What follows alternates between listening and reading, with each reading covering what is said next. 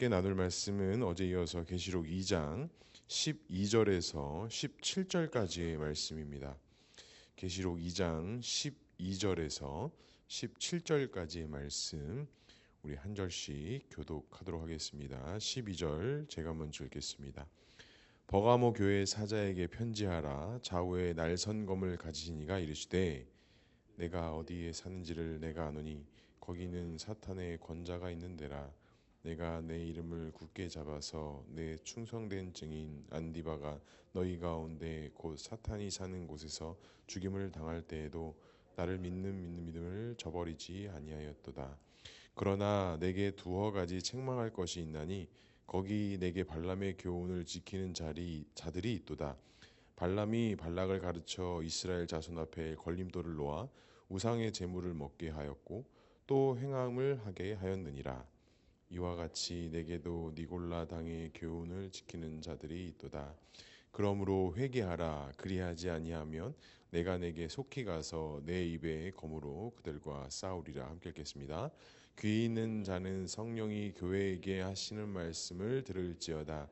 이기는 그에게는 내가 감추었던 만나를 주고 또 흰 돌을 줄 터인데 그 돌 위에 새 이름을 기록한 것이 있나니 받는 자 밖에는 그 이름을 알 사람이 없느니라. 아멘.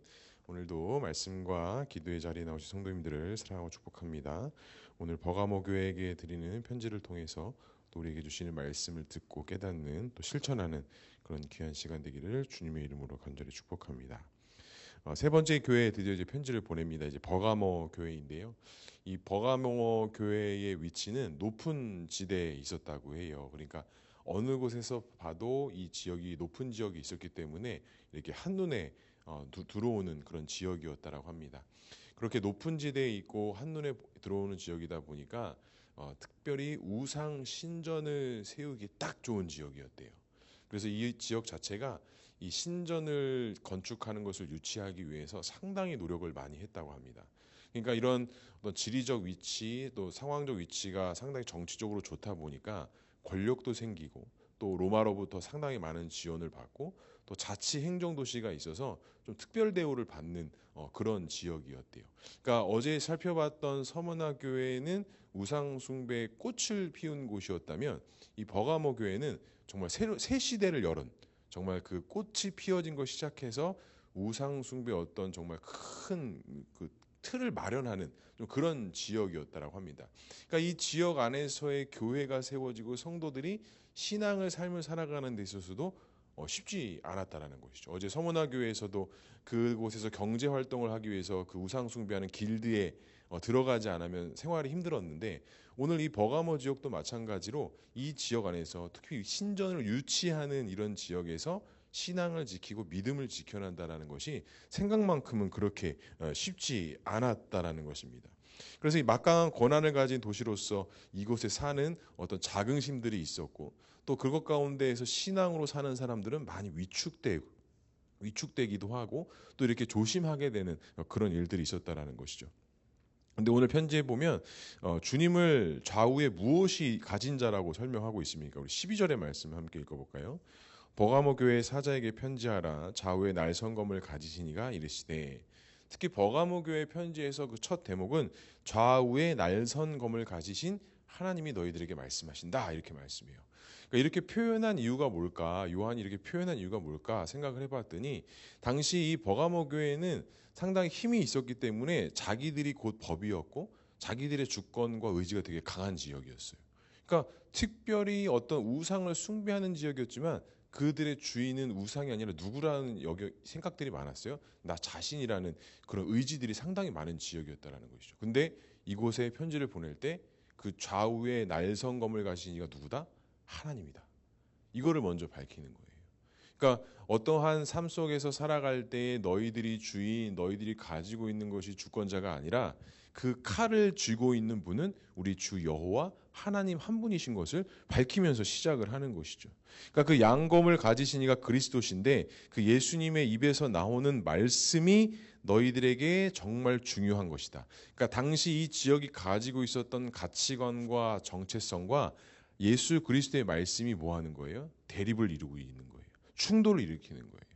근데 마찬가지입니다. 우리의 어떤 정체성, 우리의 어떤 세계관들이 성경의 세계관으로 붙잡힐 때 단순히 말씀을 배우는 것으로서 우리의 정체성이, 우리의 세계관이 말씀의 정체성이 될 것 같지만 그렇지 않더라고요. 그럼 어떨 때 그 예수 그리스도의 정체성이 나의 정체성이 되느냐? 충돌을 일으켜야 됩니다. 싸워야 됩니다.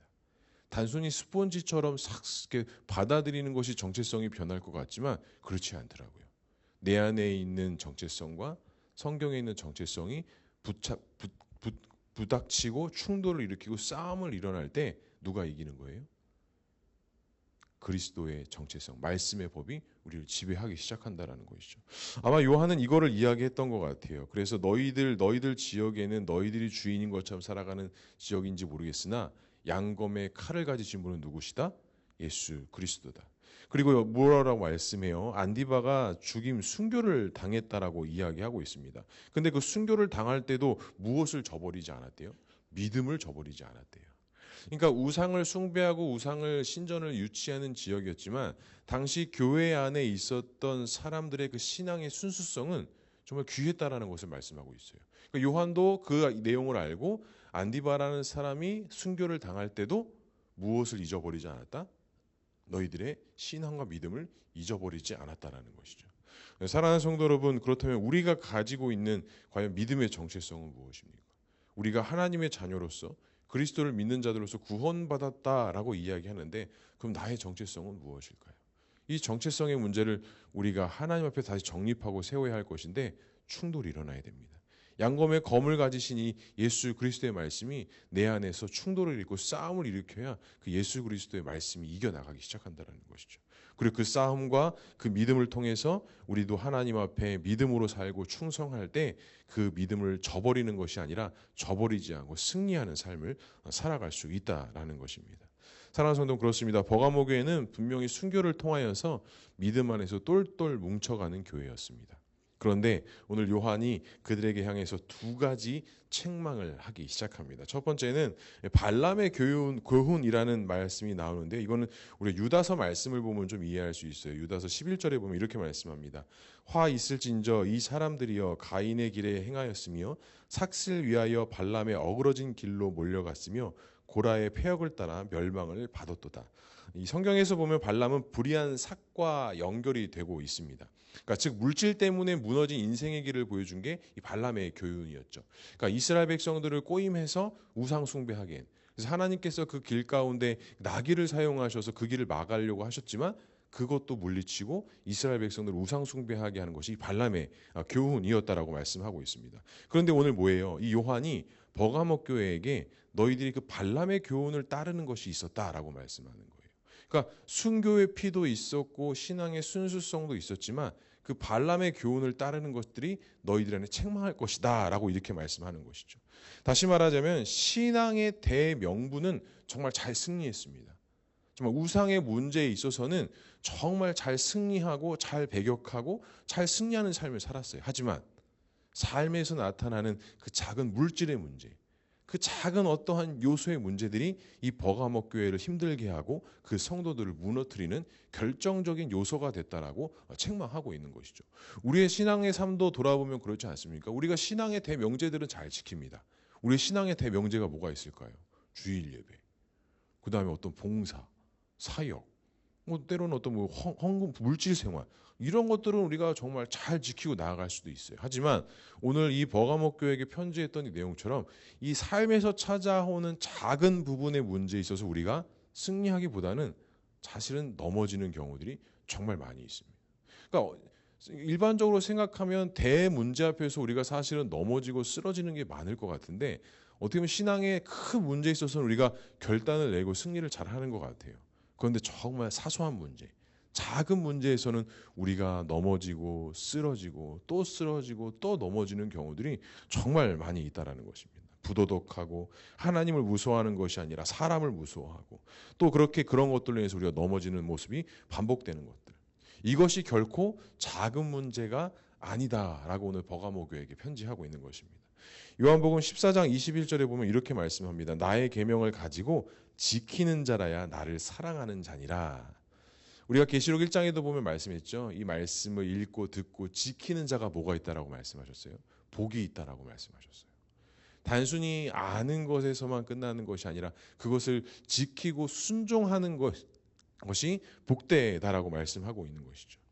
버가모 교회가 지적받은 부분이 바로 이런 부분입니다. 신앙의 믿음의 명분으로 승리한 듯 보이나 작은 물질의 앞에 문제에 있어서 무너지는 교회였고 성도였다라고 책망하고 있는 것이죠.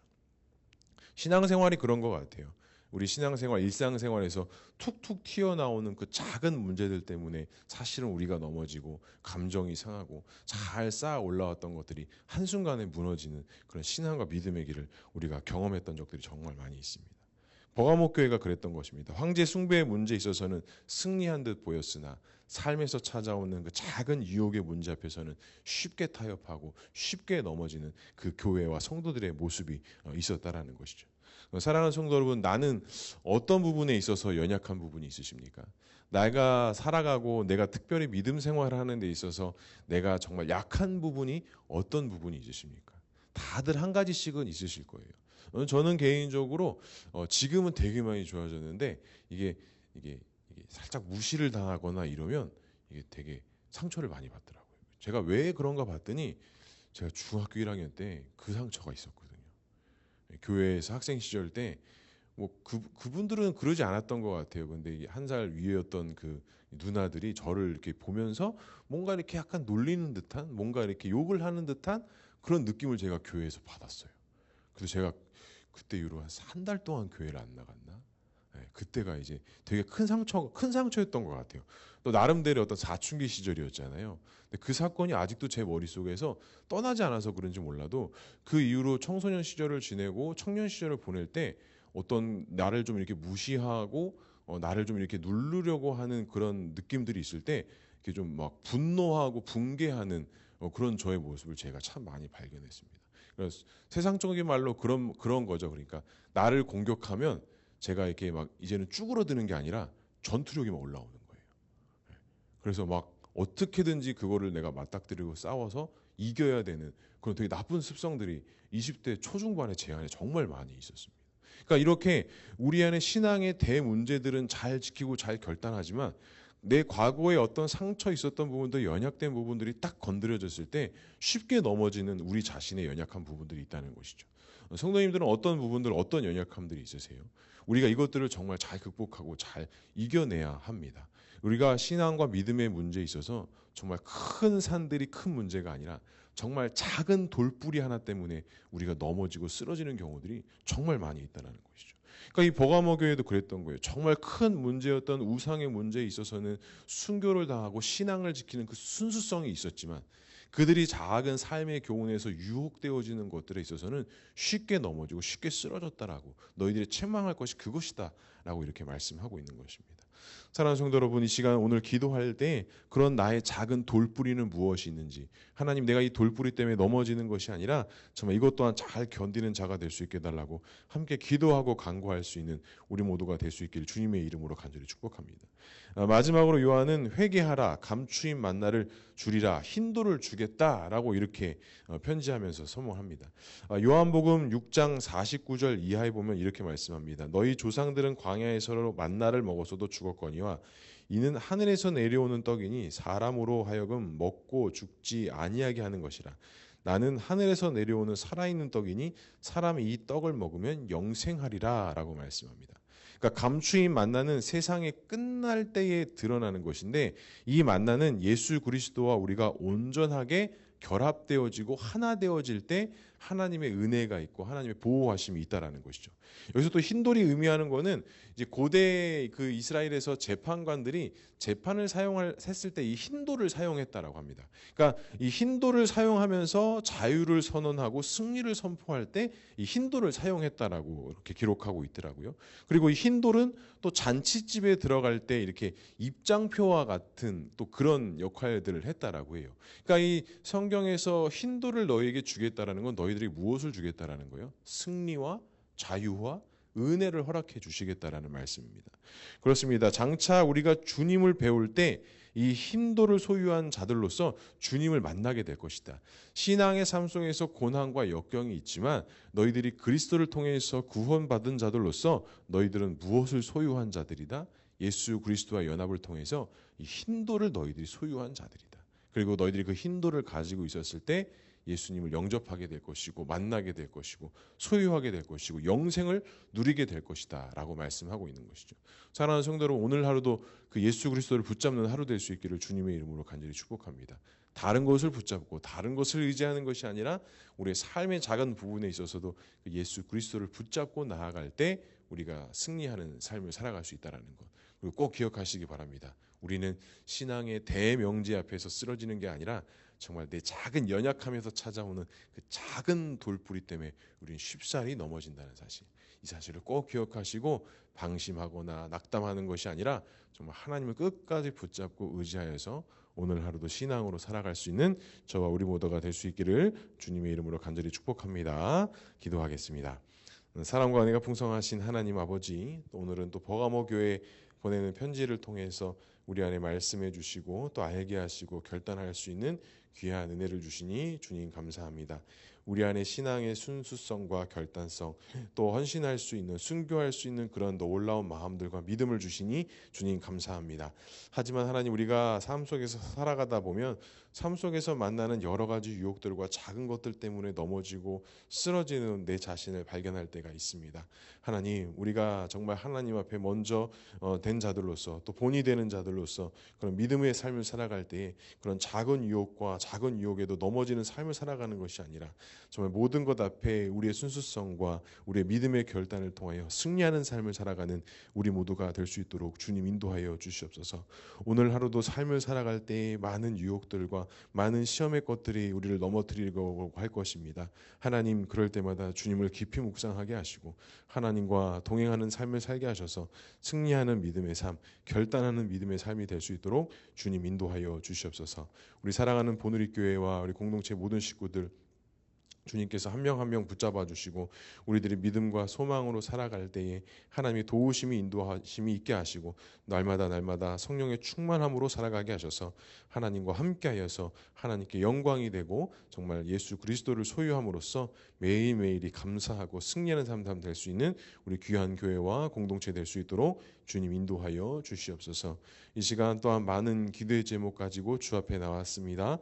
기도하고 간구할 때 주님께서 말씀하여 주시고 기도의 능력을 통하여 또한 우리가 더욱더 주님과 가까워지고 하나님과 하나 될 수 있는 귀한 기도의 시간, 기도의 제목 될 수 있도록 주님 인도하여 주시옵소서.